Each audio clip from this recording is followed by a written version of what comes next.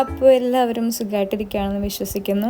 അപ്പോൾ ഇന്നത്തെ നമ്മുടെ വീഡിയോയിൽ കുറച്ച് ഷോപ്പിങ്ങും അതുപോലെ തന്നെ ചോക്ലേറ്റ് ടവറിൻ്റെ ഒരു ഓർഡർ ഉണ്ടായിരുന്നു. അപ്പോൾ അതിൻ്റെ ഒരു ബിഹൈൻഡ് ദ സീൻസും കാര്യങ്ങളൊക്കെയാണ് ഈ വീഡിയോയിൽ ഇൻക്ലൂഡ് ചെയ്തിട്ടുള്ളത്. പിന്നെ അതുപോലെ തന്നെ ഞാൻ എൻ്റെ ക്രാഫ്റ്റ് ജേർണിയിൽ അപ്ലൈ ചെയ്തിട്ടുള്ള കുറച്ച് ടിപ്സ് ആൻഡ് ട്രിക്സും അതുപോലെ തന്നെ ഞാൻ എൻ്റെ ഈ ഒരു ജേർണിയിൽ നിന്ന് പഠിച്ചിട്ടുള്ള കുറച്ച് കാര്യങ്ങളൊക്കെ ഇതിൻ്റെ കൂടെ ഷെയർ ചെയ്യുന്നുണ്ട്. അപ്പോൾ വീഡിയോ സ്കിപ്പ് ചെയ്യാണ്ട് കാണാം. ഓക്കെ.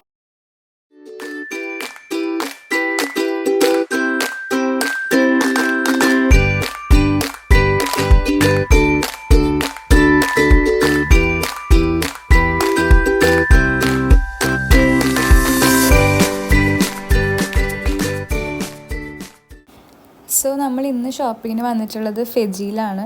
എനിക്ക് ബേസിക് ആയിട്ടുള്ള കുറച്ച് ഐറ്റംസ്, അതായത് സിസേഴ്സ്, ഗമ്മ്, സെല്ലോ ടേപ്പ്, പിന്നെ അതുപോലെ ഓർഡറിന് ആവശ്യമായിട്ടുള്ള തെർമോക്കോളും ഫ്ലവേഴ്സൊക്കെ ആയിരുന്നു മേടിക്കാനുണ്ടായിരുന്നത്.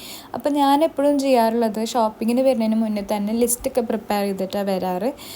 അതായത് തൊട്ട് മുന്നേ ഇരുന്ന് ലിസ്റ്റ് പ്രിപ്പയർ ചെയ്യുക എന്നുള്ളതല്ല, എനിക്കൊരു ഓർഡർ കിട്ടിക്കഴിഞ്ഞാൽ അവിടെ നിന്ന് തൊട്ടേ ഞാൻ പ്രിപ്പയർ ചെയ്ത് തുടങ്ങും. കാരണം ഇപ്പോൾ എനിക്ക് എന്തെങ്കിലും ചെയ്തുകൊണ്ടിരിക്കുമ്പോഴായിരിക്കും ഓർമ്മ വരിക, ഓ ഇങ്ങനെ ചെയ്താലോ, ആ ഓർഡറിന് അങ്ങനെ ചെയ്താലോ, ഇത് മേടിച്ചാലോ എന്നൊക്കെ. അപ്പോൾ ഞാൻ ഓർമ്മ വരുന്നതിനനുസരിച്ചിട്ട് എനിക്കൊരു ബുക്കുണ്ട്, അപ്പോൾ ഞാൻ അതിൽ നോട്ട് ചെയ്ത് വെക്കും.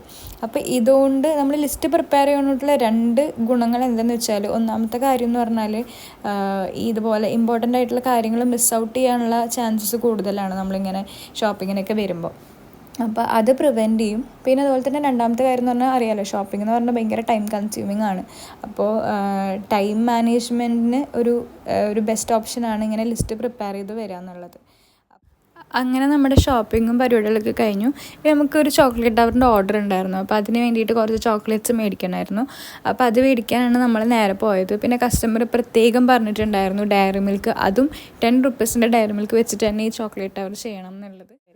പിന്നെ എന്നോട് കുറച്ച് പേരൊക്കെ ഇങ്ങനെ ചോദിച്ചിട്ടുള്ളൊരു ചോദ്യമാണ്, എങ്ങനെ ഈ ക്രാഫ്റ്റ് ബിസിനസ് ഇതൊക്കെ എങ്ങനെ തുടങ്ങിയേ, ചെറുപ്പം മുതലേ ഇങ്ങനെ ചെയ്യുമായിരുന്നോ എന്നൊക്കെയുള്ള ക്വസ്റ്റ്യൻസൊക്കെ. അപ്പോൾ സത്യം പറയുകയാണെങ്കിൽ എനിക്ക് ചെറുപ്പം മുതലേ ഞാൻ വരയ്ക്കുമായിരുന്നു ചെറുതായിട്ടൊക്കെ.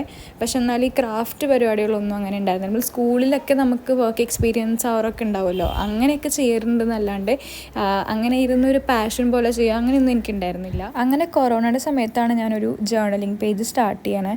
അത് കഴിഞ്ഞിട്ട് ഞാൻ എൻ്റെ സിസ്റ്ററിൻ്റെ ബർത്ത്ഡേക്ക് വേണ്ടിയിട്ട് അവൾക്കൊരു ഗിഫ്റ്റ് ഹാമ്പർ ചെയ്ത് കൊടുത്തു. അതിൻ്റെ റീൽ ഞാനിങ്ങനെ ഇൻസ്റ്റയിൽ പോസ്റ്റ് ചെയ്തിട്ടുണ്ടായിരുന്നു. അത് കണ്ടിട്ടാണ് എനിക്ക് ഫസ്റ്റ് ഓർഡർ വരുന്നത്.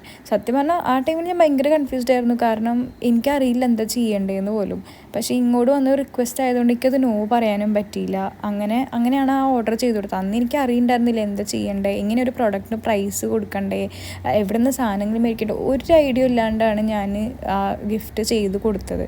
അപ്പോൾ ചെയ്യുമ്പോൾ പോലും എനിക്ക് അറിയണ്ടായിരുന്നില്ല അത് ഫ്യൂച്ചറിൽ ഞാൻ ഇങ്ങനെ ആവും, എൻ്റെ പേജ് ക്രാഫ്റ്റിലോട്ട് കൺവേർട്ടഡ് ആവുമെന്ന് പോലും എനിക്ക് അറിയണ്ടായിരുന്നില്ല.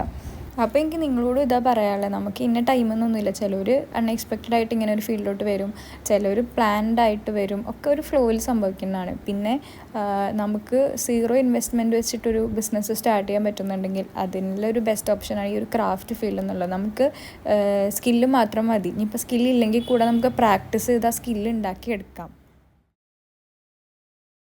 അങ്ങനെ നമ്മൾ തെർമോക്കോളിൽ 2 ബേസ് സെറ്റ് ചെയ്തിട്ടുണ്ട്. ഞാൻ ആക്ച്വലി ഈ ഒരു ഉണ്ടാക്കുന്ന പ്രോസസ്സ് എക്സ്പ്ലെയിൻ ചെയ്യുന്നില്ല, അത് വേറെ ഒന്നുമല്ല. നിങ്ങൾക്കിത് കാണുമ്പോൾ തന്നെ അതിൻ്റെ ഒരു ഐഡിയ മനസ്സിലായിട്ടുണ്ടാവും. ആകെ ഇതിൽ ശ്രദ്ധിക്കാനുള്ളൊരു കാര്യം എന്ന് പറഞ്ഞാൽ, നമ്മൾ തെർമോക്കോൾ കട്ട് ചെയ്യുന്ന ഒരു പോർഷനാണ് മാക്സിമം സ്ട്രെയിറ്റ് ആയിട്ട് തന്നെ കട്ട് ചെയ്യാൻ നോക്കുക. കാരണം ചെറിയൊരു ബെൻഡ് വന്നാൽ കൂടി നമ്മൾ ചോക്ലേറ്റ്സ് ഒട്ടിക്കുമ്പോൾ അതൊക്കെ ഭയങ്കരമായിട്ട് വിസിബിൾ ആയിരിക്കും. അപ്പോൾ ഞാനും കട്ട് ചെയ്തപ്പോൾ അതുപോലെ വന്നായിരുന്നു. ഞാനപ്പോൾ അത് സെല്ലോ ടേപ്പ് വെച്ചിട്ട് 2-3 വട്ടമൊക്കെ ടേപ്പ് ചെയ്തിട്ട് അതൊന്ന് ലെവലാക്കിയത്. പിന്നത്തെ കാര്യം ശ്രദ്ധിക്കാനുള്ളത്, 2 തെർമോക്കോളിൻ്റെ ബേസ് തമ്മിൽ ഒട്ടിച്ച് കൊടുത്തത് അതിൻ്റെ പുറമെ വല്ല സ്റ്റിക്കോ കാര്യങ്ങളോ വെച്ച് നമ്മളതൊന്ന് സെക്യൂർ ആക്കി കൊടുക്കുക. അപ്പോൾ ഒരു എക്സ്ട്രാ ബലത്തിന് വേണ്ടിയിട്ടാണ്.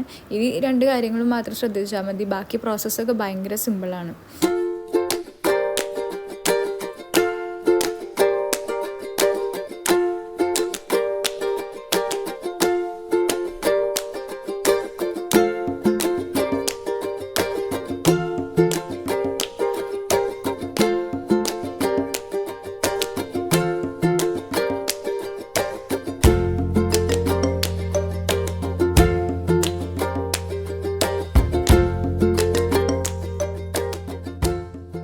അങ്ങനെ നമ്മുടെ ചോക്ലേറ്റ് ടവറിൻ്റെ ഫൈനൽ സ്റ്റേജിലേക്ക് എത്തിയിട്ടുണ്ട്.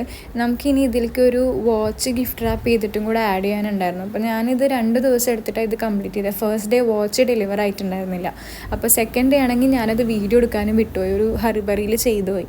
അപ്പോൾ ഇനി നിങ്ങൾ കാണുന്നത് ഇതിൻ്റെ ഫൈനൽ ലുക്കാണ്. അപ്പോൾ അത് അത്രയേ ഉള്ളൂ. ഇന്നത്തെ വർക്കും വീഡിയോയും കാര്യങ്ങളൊക്കെ നിങ്ങൾക്ക് ഇഷ്ടമായെന്ന് വിചാരിക്കണം. ഇഷ്ടമായി കഴിഞ്ഞാൽ എന്തായാലും സബ്സ്ക്രൈബ് ചെയ്യുക. നിങ്ങളുടെ സജഷൻസൊക്കെ കമൻറ്റ് ബോക്സിൽ പറയുക. ബാക്കി വിശേഷങ്ങളൊക്കെ ആയിട്ട് നെക്സ്റ്റ് വീഡിയോയിൽ വരാം. എൻ്റെ ക്രാഫ്റ്റ് ജേണിയും പിന്നെ അതുപോലെ ബാക്കി ടിപ്സ് ആൻഡ് ട്രിക്സൊക്കെ നെക്സ്റ്റ് വീഡിയോയിൽ പറയാം. Thanks for watching. ബൈ.